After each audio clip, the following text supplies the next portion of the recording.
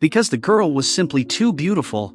On the very day of her wedding, she was suddenly abducted by a passing samurai. What was strange was that Rin's husband and parents didn't resist. Instead, they knelt down respectfully before the samurai and bowed to him. After taking Rin back to his grand mansion, the samurai told her, "If you show even the slightest unwillingness, I'll send you home immediately." To his surprise, Rin was more than willing. She even threw herself into the samurai's arms. From then on, the samurai spoiled Rin immensely. He gave her a life of luxury and fine clothing, and even bought kittens at high prices just to keep her entertained. However, only a month later, Rin mysteriously died in the house. According to the samurai, there were no wounds on her body, and she was perfectly healthy, yet she simply died without reason. After Rin's death, the samurai sealed off all news of the incident. Decades passed in the blink of an eye. The samurai, now old and gray-haired, had a granddaughter who, like Rin back then, was about to be married. But on her wedding day, the moment the samurai's granddaughter stepped out the door, she suddenly collapsed unconscious. Her death was identical to Rin's. No wounds, no illness.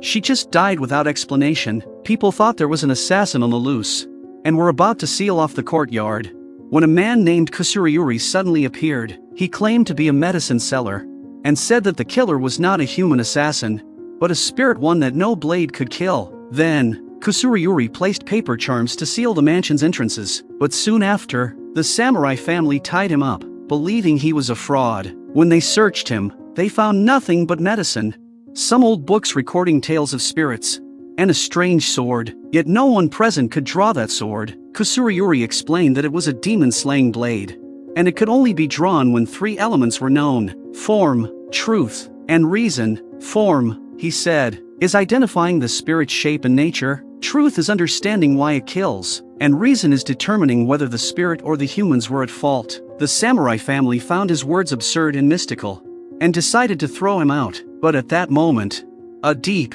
eerie cat's cry echoed through the corridor. The charms around the room turned blood red, and the exorcising sword began to tremble violently. All signs pointed to a spirit drawing near. Suddenly, one of the samurai felt something dripping from the ceiling blood, and the next instant, a corpse fell from above. At that point, everyone realized it truly was the work of a spirit. But Kusuri said it was already too late, for outside this room, there were no living people left in the entire mansion. He hurried to add another layer of charms to the walls. The old samurai, trembling with fear, begged Kusuri to protect his descendants. Then Kusuri began investigating the form of the spirit. He carefully examined the courtyard, and found countless rat cages. Yet for such a wealthy household, there wasn't a single cat. Strangely, the third son of the samurai had cat fur on his clothes. Kusuri began to suspect the spirit might be connected to cats, so he questioned everyone one by one. Finally, a maid revealed a horrifying truth. The samurai family bought hundreds of cats every day, not to catch mice, but for sword testing. The old samurai's eldest son explained proudly, "We cut down dozens of cats each day. Their hides are tough and perfect for testing a blade." His words enraged the spirit outside. The growling became louder and closer, yet Kusuri's exorcising sword remained still, meaning the spirit wasn't attacking out of revenge for the slain cats. There had to be another reason. Then, the spirit slowly entered the old samurai's room. It possessed the body of his granddaughter, and began shouting a name, Miju. Miju instantly recognized the voice. It was Rin's. Terrified, she bolted for the door.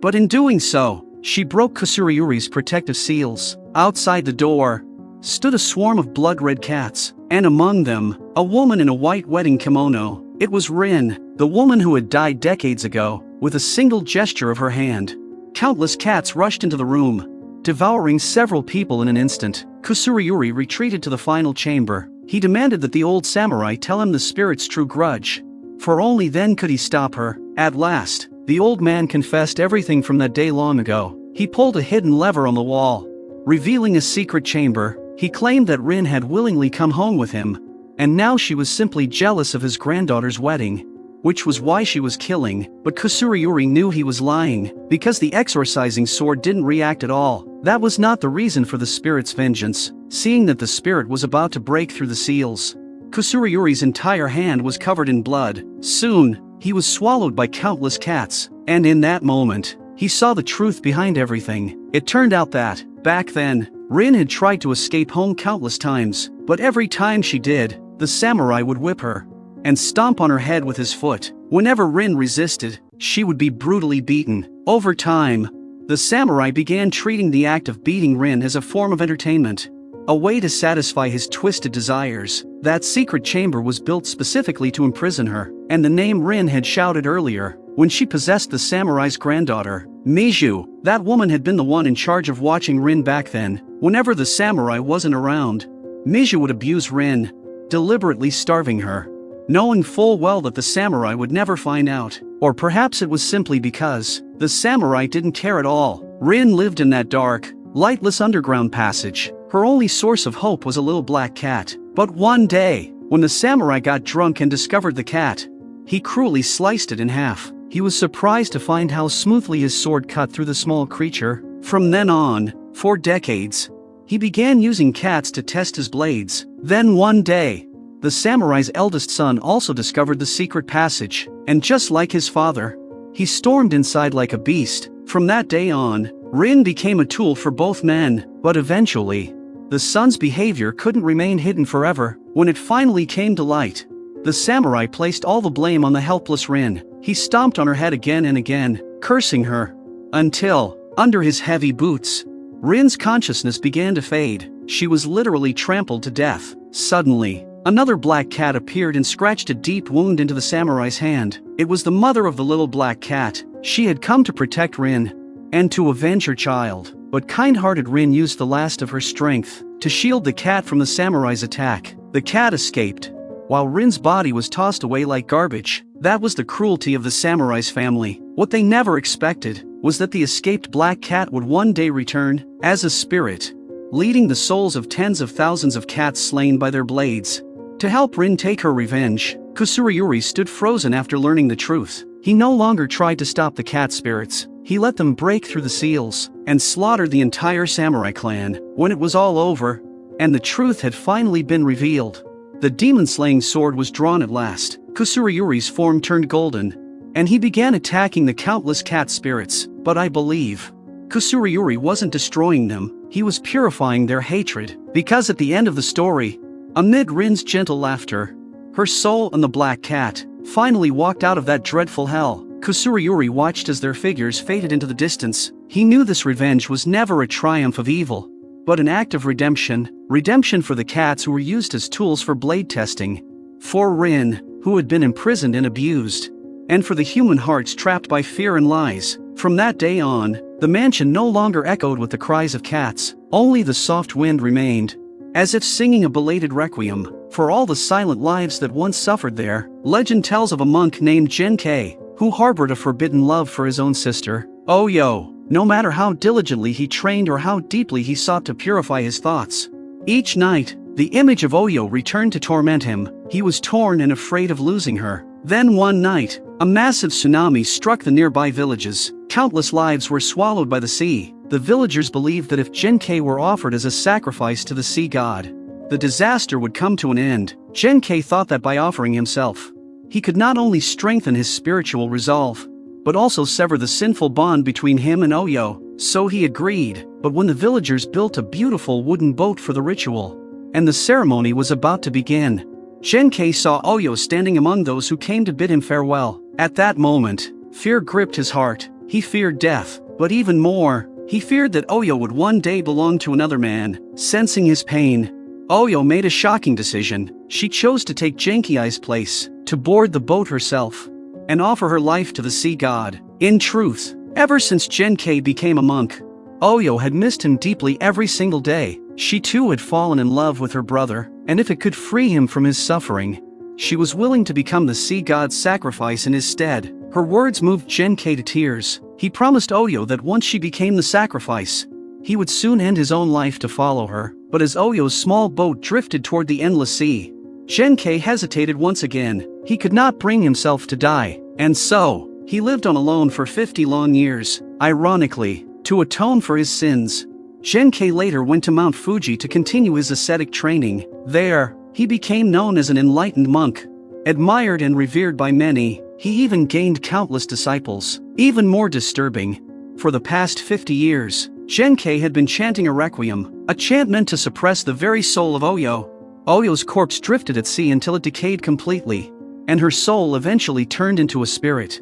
Wandering among other vengeful spirits that haunted the waters, Oyo was adrift on a boundless sea, waiting for someone who would never come. By coincidence, on this very day, Genkei boarded a ship bound for another land, but as night fell, strange things began to happen on the vessel. A half-human, half-fish spirit appeared on the deck, yet it seemed that only Kusuri, who was also aboard, could see it. Then, the compass that guided their route began to spin on its own. Even by midday the next day, the sun did not appear in the sky. The passengers finally realized they had drifted off course. They were now in the waters where Oyo's spirit was said to roam. Everyone blamed the captain, but when they checked the compass, it still pointed towards safe waters. Kusuri quickly noticed something odd. Someone had hidden a magnet behind the compass, a deliberate trick meant to confuse the direction, leading them straight into these haunted seas. As suspicion spread among the crew, the sky suddenly filled with strange, shell-like creatures. Moments later,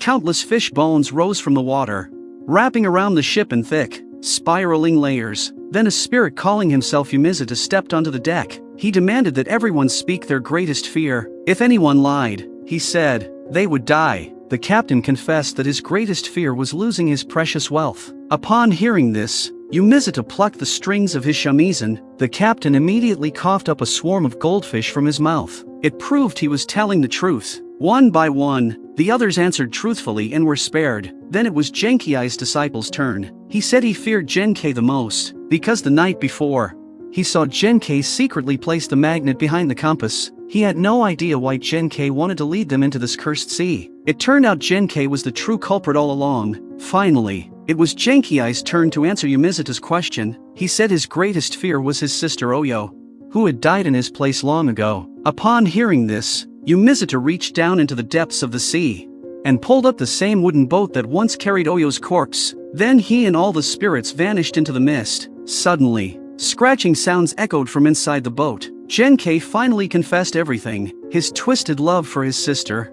and how he had broken his promise to her. The others, horrified yet sympathetic, agreed that the boat should be opened, whether Oyo inside was human or spirit. They had to free her soul and let her be reborn. Kusuri covered the boat with talismans, then began chanting his spell. The hatch slowly creaked open, but inside, it was completely empty. There were no bones, no remains, nothing. Seeing this, Kusuri understood the truth. The spirit haunting these seas was never Oyo's vengeful soul. It was Genkei's own inner demon, because he had been the one who truly killed Oyo.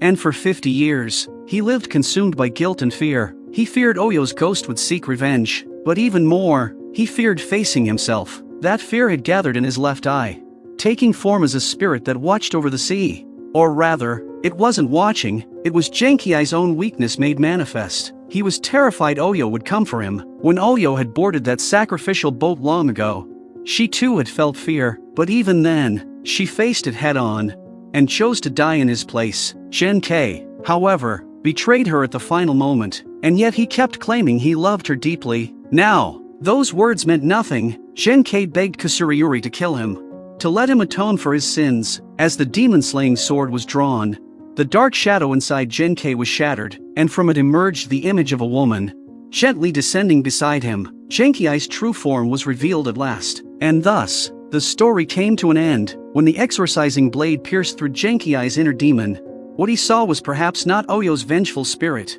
but the frightened man he had once been, the man who feared death, and feared losing the one he loved. Oyo had never wanted a promise of death or devotion. All she ever wanted was for Genkei to have the courage to face his own heart, but that courage came 50 years too late. And perhaps for Oyo, that was the best ending of all. She no longer had to wait for someone who would never come, nor be trapped by her own lingering attachment. As for Genkei, his death became an apology paid with life itself, and at last, that twisted and tragic love found its final silence upon the sea breeze.